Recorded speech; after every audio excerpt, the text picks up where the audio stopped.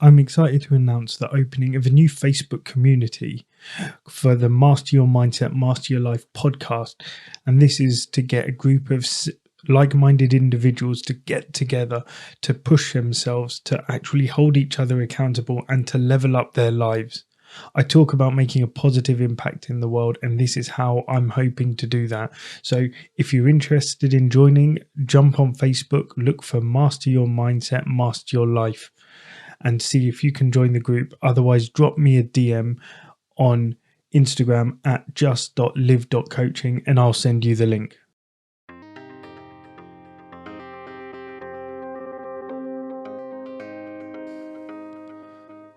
It's 2024, and do you need to start choosing yourself? My answer to you is yes, you need to take this year and start choosing you first. Welcome to Master Your Mindset, Master Your Life. This is a podcast that helps empower you to start taking back control of your life, to unlock your full potential, and to help you become the best version of yourself, the version you know you can be, the one you dream of. Today, we are talking about why you need to start choosing you. So, it's 2024, and if you're a parent like myself, you've got all your responsibilities to your kids, to your partner, to your friends, to work. And in that, you are constantly swamped. You are juggling 24/7. There's always something to do. There's always somewhere to be. And there's always something which you have forgotten. And most of the time, that thing that you have forgotten is yourself. Because what we do as parents is we tend to focus on everything external. We focus on our kids, on the house, on our partners, on our other family, on our friends, on work. And we have all these things on our to-do list. We put all these things first. And the problem is it comes at the detriment to putting ourselves first. We're wired to believe that when we put others first, it's a virtue, and society actually applauds that selflessness. But the problem is we forget that it is important to practice self-care. We get so caught up in being applauded by society for being selfless, for doing things for other people all the time, but we don't ever think about how important it is to take a step back and look after ourselves. We have all these things around us vying for our attention, vying for our time, and actually trying to pull us in every single direction, that we don't get time to even think about self-care. So why do we do it? Why do we prioritize others over ourselves? Because at the end of the day, we need to make sure that we're at our best as well. So when we're constantly always putting others before us, and we create this perpetual motion of placing ourselves on the back burner, it means that we often feel burnt out. We get a sense of unfulfillment, and we actually lose our identity. For example, a lot of the guys I've coached, they've become dads, and now they've identified so strongly with that image. They don't have an identity outside of that. They are just a dad. They are just a husband. How do you feel if you're a parent? Do you feel like you've lost the person that you were? Do you feel like when you wake up in the morning, you still know what you like, you still have your hobbies, you still have things that excite you? Or do you now feel like you just wake up and you're following the same routine, you're doing the same things, you're being pulled in the same directions? And you, within all this, you just forget who you are. So when we're putting ourselves last, we do start to forget who we were in the first place. So we need to make ourselves a priority, because it isn't selfish. It's actually self-preservation. It allows us to show up as our best selves for others, and most importantly for ourselves. If you're not operating at 100%, you cannot give 100% of yourself to someone else. You can't give what you don't have. And when you practice self-care, you're 40% more likely to achieve your goals because you're making time for yourself. Imagine what goals you have for 2024 or even beyond that. Imagine if you're 40% more likely to achieve those goals. What would your life look like? How would you feel? What would be different every single day? You would wake up excited. You would wake up energized. You will wake up enthusiastic because you're starting to live the life that you want. You looking after yourself is the best way that you can get to your goals. But the problem is we don't even know how to make ourselves a priority anymore. We struggle with it because we feel like doing it, making ourselves a priority is selfish. And again, society then doesn't agree with being selfish. You have to be selfless to be good.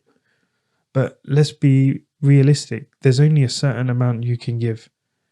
Once you get that, when you get to the bottom and your candle, if you've burnt everything, all the wax around you, all the wicks gone, you cannot give any more.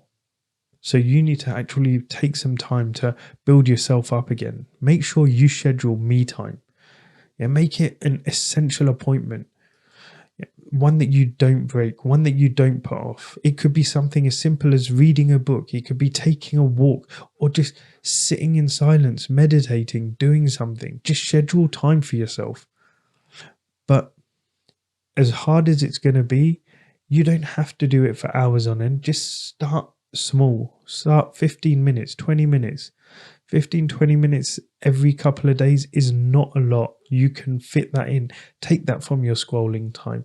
Take that from the time that you spend helping others. Learn to say no to them so you can actually have some me time. Which brings me on to the second one. Saying no is a superpower. It means that you're respecting your boundaries and prioritizing your well-being. When you actually start saying no, you put yourself first. And people say yes because it's a default thing. They want to be liked. They want to be agreeable. So when you're just saying yes and you have no intention of following through on that, following up with what you say, then what's the point of you saying yes? You'll actually end up disappointing the person you agreed with more the fact that you said yes and then you didn't turn up rather than if you had said no in the first place. Yeah, so say no and set those boundaries, which is the next one. Clearly define what is acceptable and what's not for you in your personal life, in your professional life. When you have strong boundaries, you're happier in your relationships because people know where they stand with you and you know where you stand with them. There's no miscommunication. There's no confusion. You start treating people differently and they will start treating you differently. As well, when you start setting those boundaries, as I said, people will treat you differently because they will know what you will and won't accept. So set those boundaries. The next thing you can do is you can celebrate your big wins and your small wins. People think that you just have to wait for that big win before you can celebrate. It doesn't matter. If you're planning on losing weight and you lose 10 kg or you lose half a kg, you've still lost some of that weight. So celebrate it. You don't go out and eat a whole cake or something, but just have a victory. Give yourself a pat on the back. Give yourself a high five. Celebrate it with someone who's actually going to celebrate with you. When you celebrate those small wins, what happens is you get that dopamine fix and you start to feel more confident in yourself and it boosts your self-esteem. So make sure that when you get a win, you celebrate it. It doesn't matter how big or how small. And the final way is if you want to prioritize yourself, invest in your growth. This is the hardest thing that people will do because they don't see physically return for their money. But investing in yourself, investing in books and which change your mindset, investing in coaches, which helps you shorten your learning curve, investing in yourself is the biggest thing and biggest investment you will ever make, and it will give you the biggest return in life. Continual growth is essential in life. Invest your time and invest your resources in activities that nurture you personally and professionally. When you pick up a book, or actually the question is when was the last time you actually picked up a book to read? If you're interested in joining a book club, you can join the Master Your Mindset, Master Your Life community on Facebook, where we have a monthly book club. This month's book is actually Stillness is the Key by Ryan Holiday. But hey, if you finish 12 books a year, that's something. But remember that choosing you isn't selfish. It's actually self-love. It's selfless, because when you choose you, you actually allow yourself to recharge your batteries, to fill your cup so you can give more to others. When you start to prioritize yourself, you become a beacon of light for others to follow. You become the lighthouse, not the tugboat. You stand there doing what's good for you, and others will follow. So make a pact to choose yourself this year. Embrace self-love and watch how it can transform you. Not only just your life, but those of around us as well. Yeah, so thank you for joining me today, and I really hope you enjoyed this episode and got something from it. Let me know if you did by leaving a comment below. 2024, my mission is to make a positive impact on the world, and I sincerely hope you can help me do that by liking, by following and sharing this podcast with others. Remember, your mindset, it shapes your reality. So when you learn to master it, you will master your life. Thank you.